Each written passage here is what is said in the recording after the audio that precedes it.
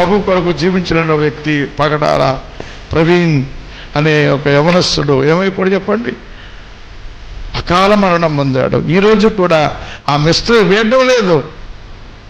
ఎలా చనిపోయాడని ప్రభుత్వం కూడా నిర్ధారించి ఇదిగో ఈ కారణాన్ని చనిపోయాడని కూడా డిక్లేర్ చేయలేకపోతున్నారు. ఇంకా ఇంకా వారు ఇంకా పరిశోధిస్తున్నారు పిల్లరా. మహామేధావి క్రైస్తవ లోకం గొప్ప మేధావిని కోల్పోయింది, గొప్ప విజ్ఞానవంతుని కోల్పోయింది. ఆయన డిబేట్లో మతము గురించి చెప్తుంటే పిల్లరా మతోన్మాదులు తట్టుకోలేకపోయారు. అని చెప్పింది ఏం లేదు, మతాన్ని నువ్వు నమ్మద్దు, క్రైస్తవ మతమైనా నువ్వు నమ్మద్దు, క్రైస్తవ మతము కూడా నువ్వు నమ్మద్దు, మతమే యేసు ప్రభుని చంపింది అని చెప్తాడు ఆయన. యూదు మతమే అంత పబ్లిక్గా చక్కగా భోజన వ్యక్తి, భద్రత లేదు,